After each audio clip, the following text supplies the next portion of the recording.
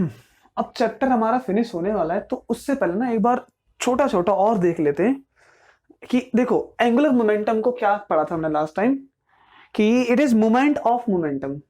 हमने ये भी स्टडी किया और डिस्कस किया था कि अगर दो वेक्टर क्वांटिटी हो तो उनके बीच में जो मल्टीप्लीकेशन होता है ना, तो उसके दो रूल होते हैं। एक रूल होता है डॉट प्रोडक्ट का, एक होता है क्रॉस प्रोडक्ट का। अच्छा, क्रॉस प्रोडक्ट का कब लगाते हैं रूल? तो ये क्रॉस तब लगाते हैं जब हमें रिजल्ट में एक वेक्टर क्वांटिटी मिलती है। और रीड कैसे करते हैं? Vector product of two vector gives a vector quantity. हाँ, एंगुलर मोमेंटम वेक्टर है। कैसे वेक्टर है? अगर कोई पार्टिकल एक पॉइंट से किसी डिस्टेंस पर ऊपर की तरफ मूव करता है, तो हमने ऐसे किया ऐसे किया, तो पार्टिकल के पास एंगुलर मोमेंटम होगा बाहर की तरफ आने का। ठीक है, डायरेक्शन है इसके पास, इसीलिए वेक्टर है। ओके, अब कोई भी बॉडी को रोटेट करना है, या तो नेचर में अपने आप करेगी रोटेट, या उसको चलाने के लिए, उसके इनर्शिया को कम करने के लिए एक फोर्स लगानी पड़ेगी। वही फोर्स टॉर्क है। जैसे लीनियर में एक पार्टिकल को फोर्स कब लगाते हैं? तो लीनियर में पार्टिकल पर फोर्स तब लगाते हैं जब उसकी स्पीड या डायरेक्शन चेंज करनी हो। अगर इसकी स्पीड चेंज करनी है, फोर्स लगाएंगे। क्या डायरेक्शन चेंज करनी है, फोर्स लगाएंगे। इसी तरह से जब कोई पार्टिकल को रोटेशन मोशन कराना है, तो हमने सोचा कि ये पहले रेस्ट पर है, इसको फोर्स लगाकर एक एंगुलर वेलोसिटी दे दो। पहले ये चलता था क्या? नहीं, एंगुलर वेलोसिटी 0। जब ये चल पड़ेगा तो उसके पास एक वेलोसिटी आ जाएगी, एंगुलर वेलोसिटी। वो क्यों आई? क्योंकि एक फोर्स लगी। वो फोर्स का अमाउंट ज्यादा होगा कि कम होगा, ये डिपेंड करता है कि हमने फोर्स लीनियर जो लीनियर फोर्स लगाई है, उसको कितनी मूवमेंट देकर लगाया। अगर हमारे पास मूवमेंट बहुत ज्यादा, फोर्स लगाया, इसका इंपैक्ट ज्यादा होगा। मूवमेंट थोड़ा सा, फोर्स लगाया, तो रोटेट करने का इंपैक्ट, जो फोर्स होगी ये वाली रोटेशनल फोर्स टॉर्क, इसका इंपैक्ट कम होगा। जैसे किसी डोर को खोलना हो, तो उसका जो लॉक रहता है खोलने के लिए, वो हमेशा किनारे पे रहता है। अब अगर एक डोर यहां से लेकर यहां तक है, यहां पर वो ऐसे लॉक हो रखा है, उसको ऐसे करके खोलना। अब मैंने कहा कि ये चीज क्या है? आर। ये क्या है? फोर्स।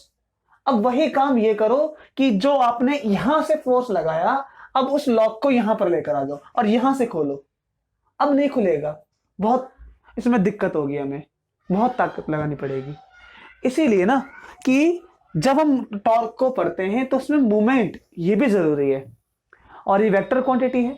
इसीलिए दो वेक्टर के बीच में जो मल्टीप्लिकेशन रूल है वो क्रॉस प्रोडक्ट, और ये एक वेक्टर क्वांटिटी मिलेगी। अब इसकी डायरेक्शन भी है, डायरेक्शन सेम उसी तरह से, पहले जो लिखा है उसके डायरेक्शन में हाथ करो। फोर्स कहां लगाया? इधर, तो फोर्स ऐसे लगाया, तो ये डाउनवर्ड जा रहा है।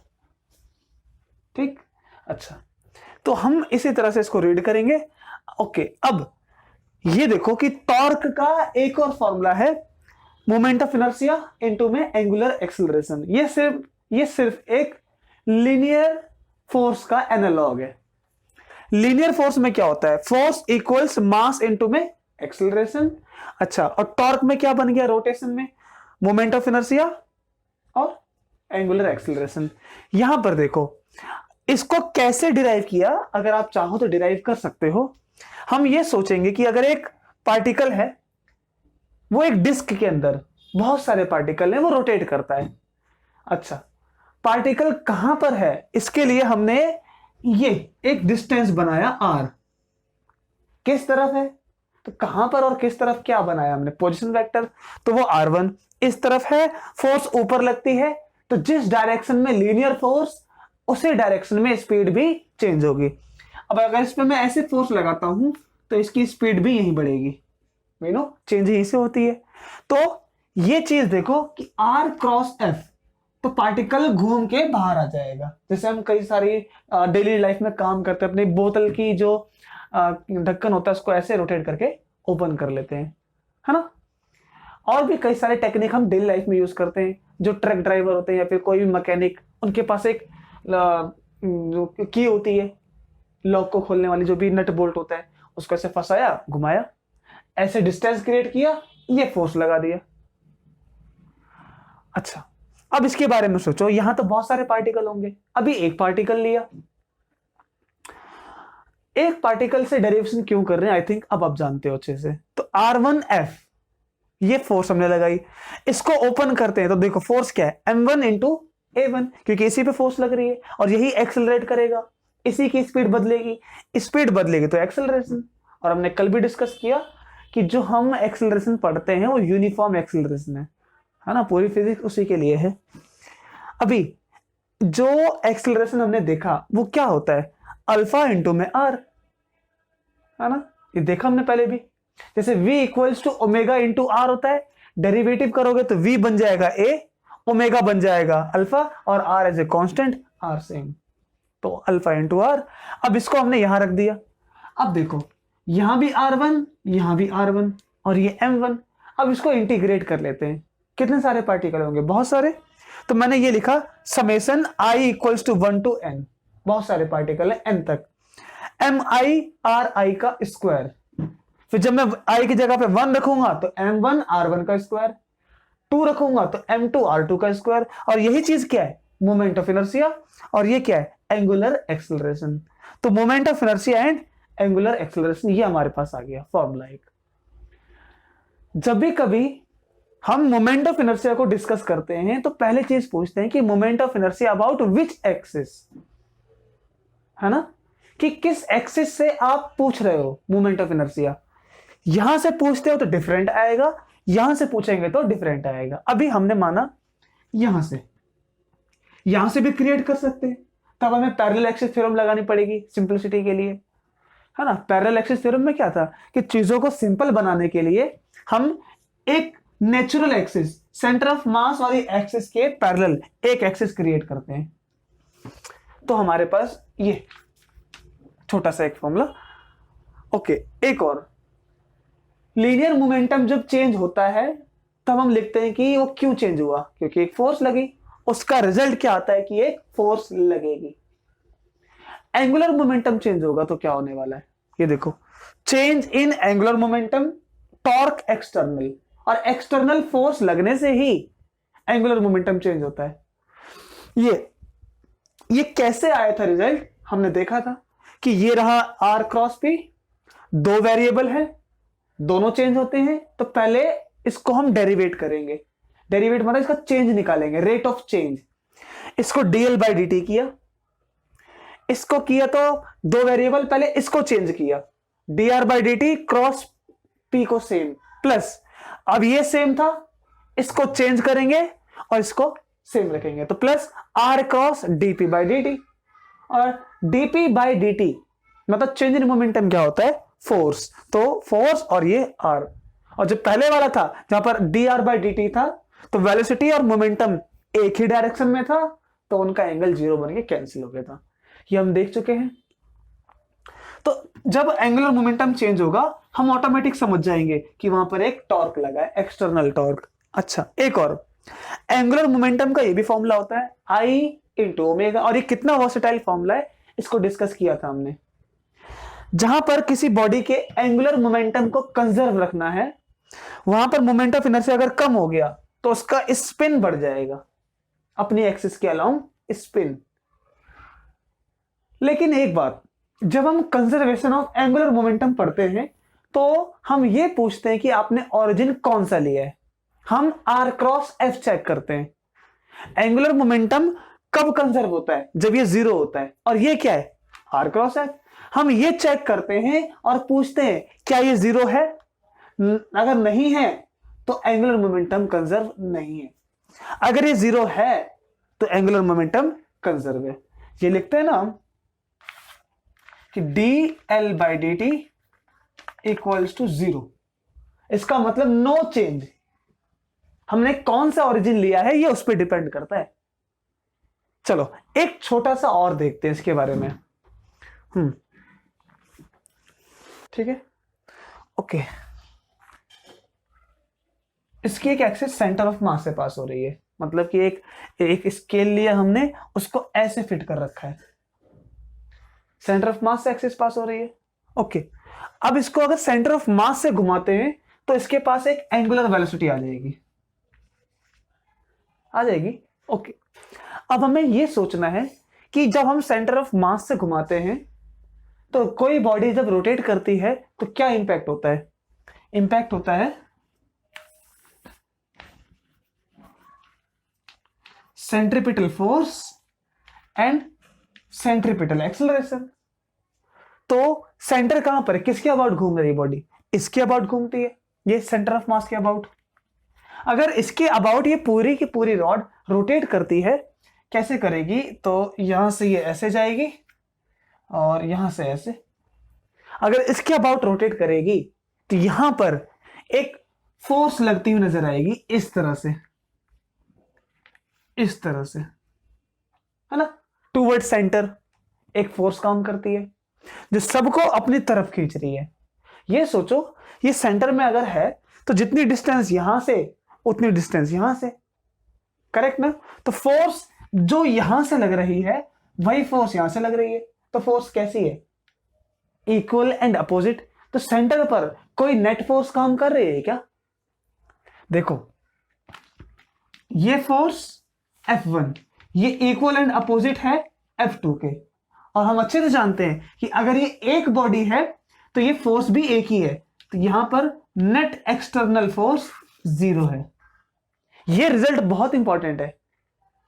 अगर सेंटर से लगने वाली फोर्स या सेंटर पर लगने वाली फोर्स अगर वो नेट 0 है तो टॉर्क कितना? ये देखो, ये फोर्स के बारे में सोचो, ये कितना होगा? 0 होगा। अगर ये 0 हो जाएगा तो एंगुलर मोमेंटम में कितना चेंज आएगा? कोई चेंज नहीं आएगा। तो अगर कोई बॉडी सेंटर ऑफ मास के अराउंड रोटेट कर रही होगी तो इक्वल एंड अपोजिट फोर्स के कारण नो फोर्स। हम लिख सकते हैं ये फोर्स नहीं है, नो फोर्स। अगर फोर्स नहीं है तो टॉर्क भी नहीं होगा। अगर टॉर्क नहीं है तो इस बॉडी का एंगुलर मोमेंटम कंजर्व रहेगा अबाउट सेंटर ऑफ मास। अब एक आपको पॉइंट देता हूं मैं। हमने ये स्टडी किया है कि एंगुलर मोमेंटम पोजीशन को, ओरिजिन को चेंज करने से बदल जाता है। लेट्स बी चेंज ओरिजिन, यहां से पूछते हैं, ठीक है? यहां से पूछेंगे अगर तो कुछ ना कुछ पोजीशन वेक्टर होगा। कहां होगा पोजीशन वेक्टर? इसके अबाउट घूम रहा है। घूम कौन रहा है? ये पूरी की पूरी बॉडी।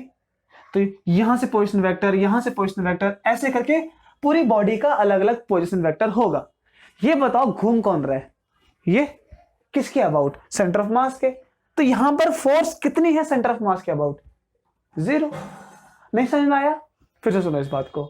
हमने स्टडी किया है कि एंगुलर मोमेंटम ओरिजिन को बदलने से बदल जाता है। जब हमने ओरिजिन यहां लिया था, देखो इसमें 3 चीजें, एक ओरिजिन को लेना, दूसरा ये रॉड किसके अबाउट रोटेट कर रही है। ये रॉड सेंटर ऑफ मास के अबाउट रोटेट कर रही है और उसी पर हमने ओरिजिन लिया था। जब हमने उसी पे ओरिजिन लिया तो कोई फोर्स नहीं, पोजीशन वेक्टर भी 0, टॉर्क कंप्लीटली 0, तो एंगुलर मोमेंटम कंजर्व। अब अगर हम अपनी ओरिजिन को बदल दें तो इसमें क्या क्या चीजें हमें देखनी है? पहला R, ये है ना, ओरिजिन को बदल दिया तो R तो बनेगा, लेकिन क्या नहीं रहेगा? फोर्स। क्यों?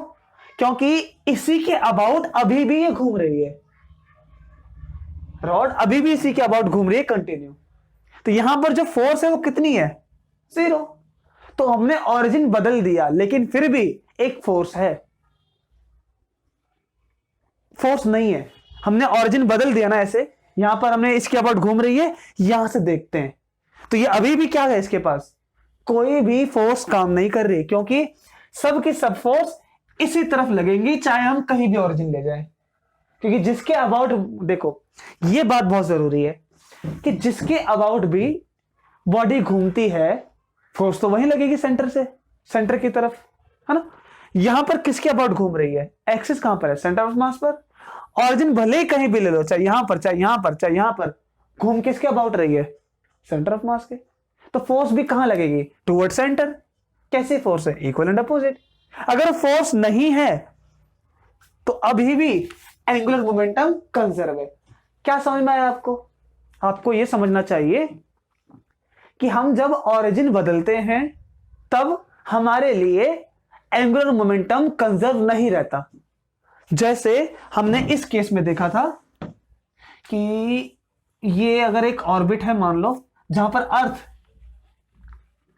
सन के अराउंड या सेंटर ऑफ मास के अराउंड रोटेट करती है। ओके, समझना इस पॉइंट से, क्योंकि अर्थ किसके अबाउट घूम रही है? इसके अबाउट ना। अब सुनो, जब अर्थ इसके अबाउट घूमती है तो यहां पर एक फोर्स लगेगी, सेंट्रीपिटल ग्रेविटेशन, एक ही बात। अच्छा, पोजीशन वेक्टर कहां पर है? ये रही फोर्स और ये है पोजीशन वेक्टर, करेक्ट ना? अगर ये पोजीशन वेक्टर है, ये फोर्स है, तो चेक करो कितना डिग्री का एंगल, R क्रॉस F, ये 0 हो जाएगा। समझ में आ रहा है यहां पर कि यहां पर R क्रॉस F 0 हो जाएगा, इसकी अबाउट घूम रही है तो भी। अब अगर ऑरिजिन यहां से मत लो, क्योंकि R का मतलब क्या है? R अबाउट ऑरिजिन, ये O से लिया हमने। अब इस पोजीशन वेक्टर को यहां ले जाओ, यहां ऑरिजिन आ गया आपका। यहां से पूछो R किस तरफ है? R ये रहा। और फोर्स कहां पर है? यहां पर। क्यों है फोर्स अभी भी इसी तरफ? क्योंकि अर्थ अभी भी इसी के चक्कर लगा रही है। तो जिसके अबाउट अर्थ घूम रही है, फोर्स भी तो वहीं पर होगी ना। अब देखो R और F, क्या कुछ एंगल नहीं है इनके बीच में? यहां पर बनेगा एंगल, है ना? यहां पर एंगल बनेगी बहुत सारे। तो एंगल जो बन रहा है इसकी वजह से R क्रॉस F है। अगर ये है तो एंगुलर मोमेंटम कंजर्व नहीं होगा। समझ में आया आपको कि ऑरिजिन बदलने से यहां पर एंगुलर मोमेंटम कंजर्व नहीं रहा। और इस केस में ऑरिजिन कहीं भी ले जाओ, एंगुलर मोमेंटम कंजर्व है। क्यों कंजर्व है? इसकी वजह से। और ये कैसे आया? क्योंकि ये रही फोर्स, हमेशा ऐसे ही रहेगी। तो अब आपसे एक एक्सट्रीम केस में क्वेश्चन आ सकता है कि we have studied that if we change origin, angular momentum do not remain conserve. Angular momentum conserve नहीं रहता है। But in case what if it is conserved if we change origin? अगर origin change कर देते हैं तो भी conserve है। कैसे? एक्सप्लेन करो। तो हम इसको कर सकते हैं एक्सप्लेन, क्योंकि यहां पर जो ये पूरी की पूरी बॉडी घूम रही है, दो मास है, मतलब सेंटर ऑफ मास एक यहां से एक यहां से। इस नेट फोर्स के वजह से ही एंगुलर मोमेंटम कंजर्व है। ऑरिजिन कहीं भी लो, चाहे यहां ऑरिजिन लें, चाहे यहां लें, चाहे यहां पर, चाहे यहां पर, कहीं भी, चाहे ऑरिजिन यहां ले लो तो भी कंजर्व, ये कंजर्व रहेगा, कोई चेंज नहीं है। क्योंकि यहां पर R क्रॉस F, F 0 बन गया। आपको समझ में आ रहा है ना चीजें किस तरह से बदल रही हैं? ओके, अच्छा एक काम करो, अब इस पॉइंट को छोड़ो, अब इसको किसी और पॉइंट से घुमाने की कोशिश करो। जब उसको दूसरे पॉइंट से घुमाते हैं, चलो कि यहां से घुमा लिया, ये यहां से घुमा दिया, तो यहां से अब मोमेंट ऑफ इनर्शिया आ जाएगा इसके अबाउट, है ना? अब जैसे ही इसके अबाउट बॉडी घूमेगी तो यहां से एक फोर्स, यहां से एक फोर्स। कौन यहां पर देखो कौन सी फोर्स ज्यादा है? ये वाली। तो इस रॉड पर एक नेट फोर्स आ जाएगी, इस तरफ आ जाएगी। अच्छा, यहां पर R किस तरफ है? देखो पहले क्या था कि नेट फोर्स 0 जब यहां से देखते थे, अब नेट फोर्स है, ये फोर्स ज्यादा बड़ी है, ये फोर्स थोड़ी सी है, तो नेट फोर्स कहां रहेगी? है ना? देखो ये फोर्स इतनी बड़ी और ये फोर्स छोटी सी, तो नेट फोर्स बचेगी कुछ, वो इस तरफ है। तो फोर्स है, R भी है। अच्छा, R और F इनके बीच में एंगल चेक करो। ऑरिजिन कहां लिया? मान लो ऑरिजिन यहां पर है ना? अगर नेट फोर्स इधर है तो R कहां पर है? इसी तरफ। तो R और F के बीच में एंगल कितना? 0 डिग्री या 180 डिग्री, कुछ भी हो सकता है ना? देखो नेट फोर्स यहां और ऑरिजिन से R भी यहां, R भी और F कितना एंगल है? 0। तो आर क्रॉस एफ कितना? 0 हो गया। तो यहां पर ऑरिजिन लेने से भले ही अब एक्सिस बदल दिया, ये वाली एक्सिस है, ठीक, इस वाली एक्सिस से लिया, तो भी इस केस में क्या है? मोमेंटम कंजर्व है। क्यों कंजर्व है? क्योंकि आर क्रॉस एफ ये एक लाइन में होने की वजह से ये 0 हो गया। अगर ये 0 तो कंजर्व है, नो चेंज। लेकिन इस एक्सिस के अबाउट जो घूम रही है, अब ऑरिजिन बदल लो, ठीक। ये देखो,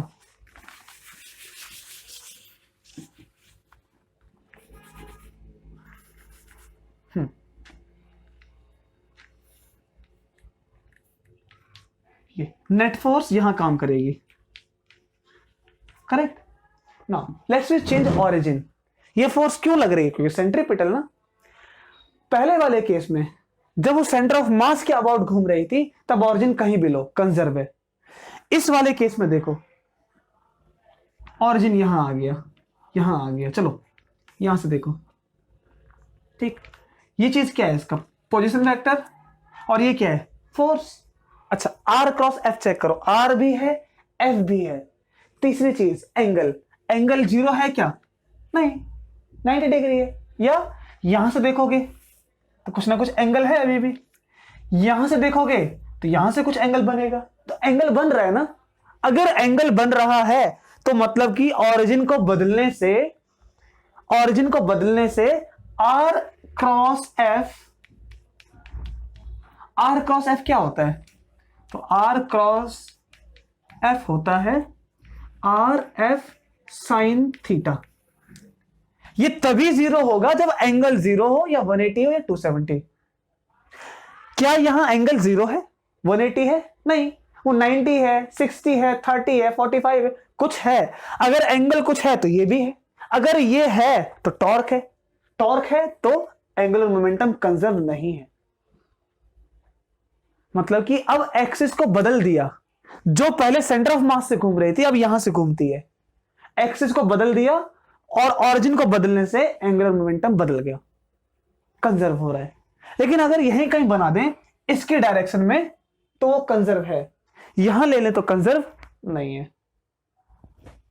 आपको सारी बात समझ में आ गई ना कि कहां से कंजर्वेशन है, कहां से नहीं है। अब एक चीज बताओ,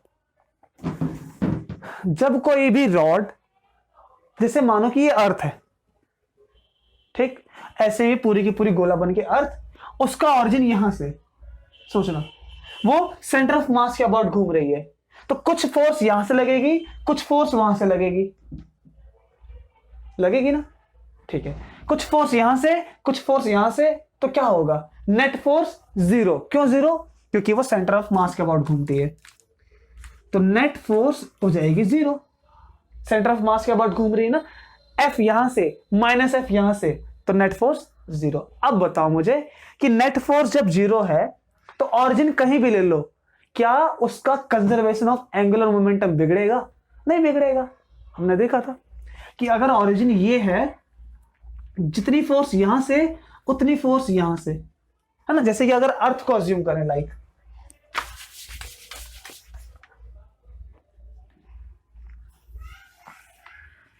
सपोज, है ना, अभी इसको हम ऐसे सपोज कर सकते हैं कि एक फोर्स यहां से, एक फोर्स यहां से, एक यहां से, एक यहां से, सब इक्वल एंड अपोजिट है, तो नेट फोर्स कितनी हो जाएगी?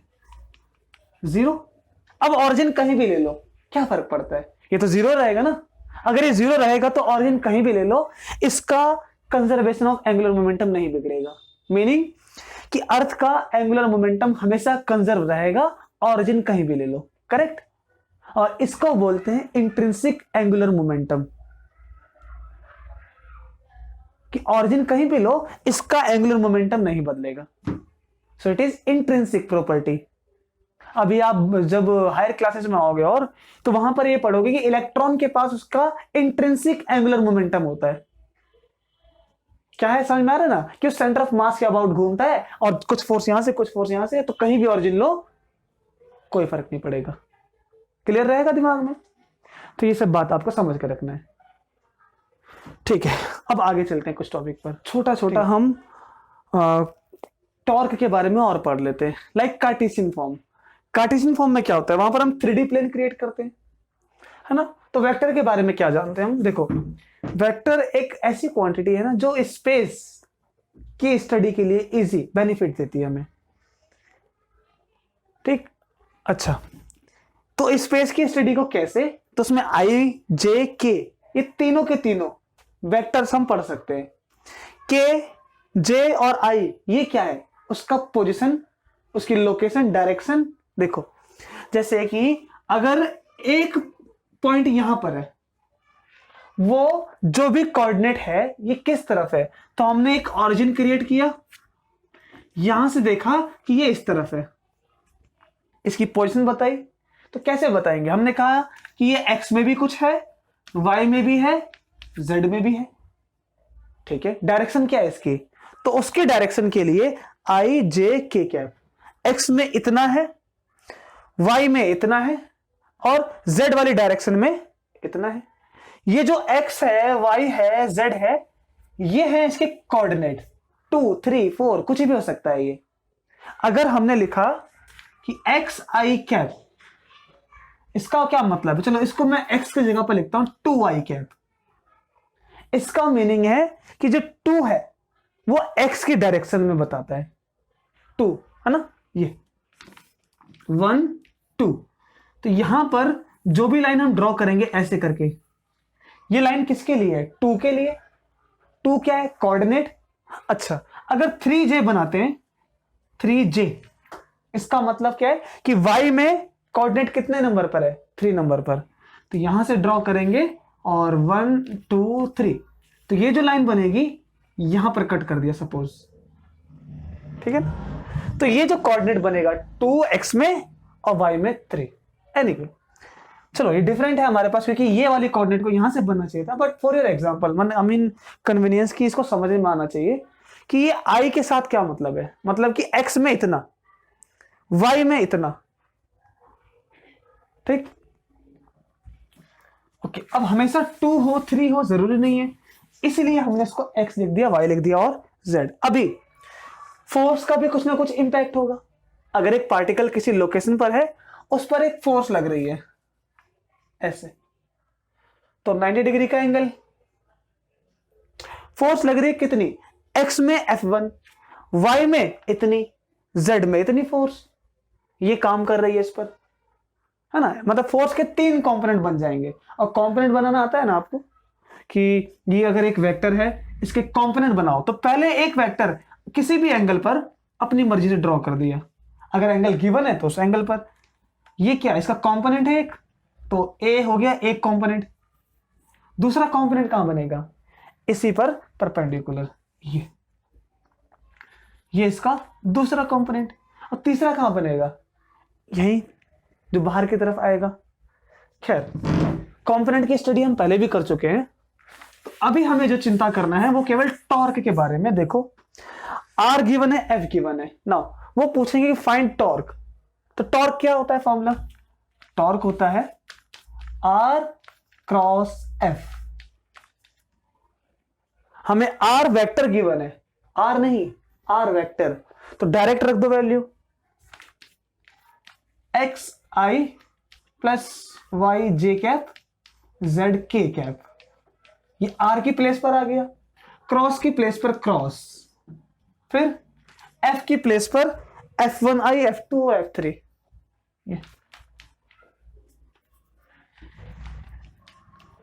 F2j and this is F3k cap. इनका क्या करना है, क्रॉस प्रोडक्ट, मल्टीप्लीकेशन तो करते हैं, इसकी मल्टीप्लाई इससे करते हैं। तो हमें पता है कि i से जब i की करेंगे क्रॉस, तो i क्रॉस i कितना होता है 0, क्योंकि ये सेम डायरेक्शन में है। तो इनकी मल्टीप्लाई नहीं करेंगे, इसकी इसके करो साथ में। तो x और F2 इसको एक साथ लिखेंगे, तो x F2 एक साथ, और i क्रॉस j अमाउंट तो होगा 1, लेकिन डायरेक्शन क्या होगी, क्योंकि ये वेक्टर क्वांटिटी है ना, क्रॉस में वेक्टर बनता है, डायरेक्शन तो मैग्नीट्यूड तो हो गया 1, क्योंकि इसका मैग्नीट्यूड 1, इसका भी 1, तो 1 इंटू 1 1। लेकिन डायरेक्शन अगर i ये पॉजिटिव है, j ये पॉजिटिव है, तो k ये वाला पॉजिटिव है, तो ये बन जाएगा k वेक्टर। अब फिर x की इसके साथ, ठीक, अब आई और के जीरो तो नहीं होता, कुछ ना कुछ होता है, कितना वो देखते हैं। तो यहां लिखो पहले एक्स F3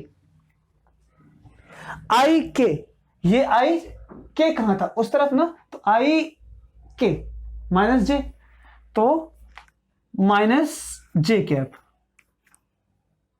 फिर अब इसके लिए प्लस, ये क्या है, जे है ना, जे वेक्टर, और जे और आई जीरो नहीं है तो करो वाई F1, वाई F1 जे क्रॉस आई, जे कहां पर है, ऊपर की तरफ, ऊपर आई कहां पर है, तो माइनस के आ रहा है, तो यहां पर आ जाएगा माइनस के कैप।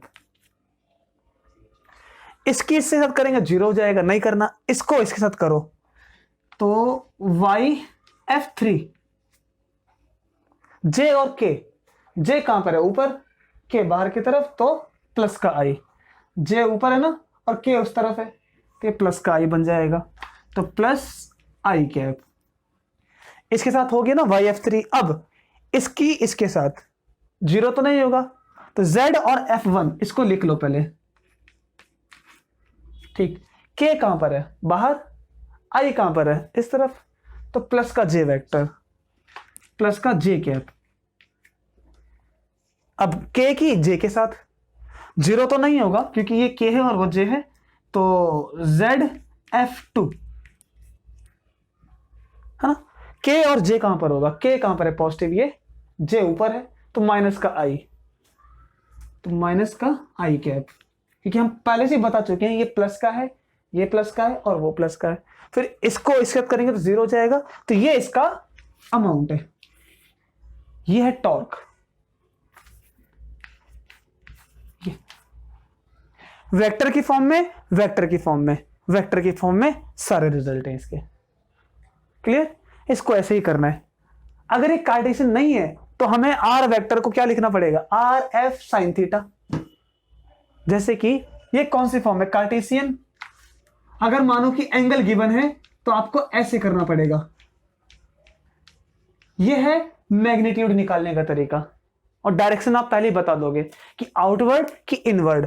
अगर डायरेक्शन आउटवर्ड है तो पॉइंट इनसाइड है तो क्रॉस। एक काम हो गया, दूसरा काम इसका अमाउंट बताना है, मैग्नीट्यूड, क्योंकि कोई वेक्टर का साइन नहीं है तो मैग्नीट्यूड, वेक्टर का साइन, वेक्टर का साइन, तो ये वेक्टर फॉर्म है। क्लियर, ये सब चीजें हमें स्टडी करना था। ओके, अब हम काइनेटिक एनर्जी के बारे में पढ़ेंगे। क्या है, हम जानते हैं कि अगर एक कोई लीनियर चलने वाली बॉडी है तो उसके पास एनर्जी है हाफ mv², और हमने पहले भी स्टडी किया, it shows character of a body that a body is able to do work और नॉट। मतलब कि हम उस बॉडी को देखकर बताते हैं कि वो काम करने के एबल है कि नहीं है। चलती हुई बॉडी को कैसे बताते हैं, देखकर, उसकी स्पीड से। तो स्पीड ने कैरेक्टर दिखाया कि इसके पास काइनेटिक एनर्जी है। यहां पर ये इस एक डिस्क में बहुत सारे पार्टिकल हैं जो रोटेट कर रहे हैं, बहुत सारे, यहां पर हर जगह पर। लेकिन हम पहले एक पार्टिकल के लिए करेंगे। चलो मान लिया इस डिस्क में एक छोटा सा मास एलिमेंट, वो कहां है, वो है R1 पोजीशन पर, है ना वेक्टर। ठीक, कुछ वेलोसिटी से मूव कर रहा है और वो वेलोसिटी इसके पास v1 है, और ये कैरेक्टर है तो उसके पास काइनेटिक एनर्जी है। कितनी, तो काइनेटिक एनर्जी हाफ पार्टिकल मास m1 v1²। अब अगर इसको हम रोटेशनल एनालॉग में कन्वर्ट करें तो क्या बन जाएगा, हाफ m1 v1² की जगह पे ω1² r1²। क्यों, हम जानते हैं कि v equals to omega into r, v का स्क्वायर तो ω² r1 का स्क्वायर। लेकिन ω1 नहीं लिखना, क्यों नहीं लिखना, क्योंकि एंगुलर वेलोसिटी सबकी सेम होती है। हम जान चुके हैं क्यों होती है, तो डिस्कस नहीं करेंगे अब आगे। ये और ये, इसको हम समेशन कर लेते हैं। तो काइनेटिक एनर्जी में हाफ और ओमेगा कांस्टेंट, समेशन किसका करना है, i1 से लेकर m तक i r1², क्योंकि बहुत सारे पार्टिकल हैं। और यही चीज क्या है, ये चीज हमारे पास आई है, मोमेंट ऑफ इनर्शिया। कहां से देख रहे हैं रोटेशन? सेंटर ऑफ मास से, तो सेंटर ऑफ मास से। कोई दूसरी एक्सिस, दूसरी एक्सिस से कर लेंगे, तो हाफ ओमेगा आई यही बनेगा, है ना। अच्छा, omega square, omega square, omega square देखो, हाफ एम वी स्क्वायर। तो आई को पहले लिख लो चलो, ताकि लीनियर की तरह बन जाएगा, हाफ आई ओमेगा स्क्वायर। इसमें अगर आपने कोई और सी एक्सिस चुनी तो काइनेटिक एनर्जी भी अलग हो जाएगी। क्यों हो जाएगी? Because kinetic energy depends on moment of inertia, end moment of inertia depends on कि हमने कौन सी एक्सिस चुनी है, पार्टिकल कितनी डिस्टेंस पर है, मास का डिस्ट्रीब्यूशन क्या है। तो उन सबसे काइनेटिक एनर्जी को भी फर्क पड़ेगा। ये एक छोटा सा एक समझने के लिए कि कितनी काइनेटिक एनर्जी हो सकती है। अब पोटेंशियल एनर्जी का क्या है ना, वो भी हमें पढ़ना है। तो पोटेंशियल एनर्जी क्या होती है? वो फोर्स इनटू डिस्प्लेसमेंट। हमें एक बात पता है कि अगर कोई भी एनर्जी हो, उसको डिराइव करना हो तो कहां से करेंगे? वर्क डन से। किसी भी एनर्जी को डिराइव करना हो तो वर्क डन से। इसको मैंने half m v one square क्यों लिखा? क्योंकि ये फॉर्मूला वर्क डन से डिराइव होके आ जाएगा। यू कहां है इसमें? मान लिया कि इनिशियली वो रेस्ट पर है, शुरुआत में कैसा है? रेस्ट पर। अगर रेस्ट पर नहीं होता तो हम यहां लिखते माइनस यू वन स्क्वायर, और यहां पर लिखते minus omega naught R one square, और R one common, omega square minus में ओमेगा नोट का स्क्वायर, और फिर ये आर वन आ जाता कॉमन, ये फाइनल वाला बन जाता, और आर वन स्क्वायर कॉमन। फिर ये चीज यहां चलती है बात ही, जैसे half m v square minus u square होता है, चेंज इन काइनेटिक एनर्जी। अगर अभी वो रेस्ट पर माना तो इसको रेस्ट पर मान के हमने खत्म कर दिया था, और आर वन स्क्वायर हमने यहां लिखा था। ओके, अच्छा, अब पोटेंशियल एनर्जी के बारे में सोचो कैसे होगा। Let's we do. अच्छा, पोटेंशियल एनर्जी किसकी कैरेक्टरिस्टिक है? एक लोकेशन की,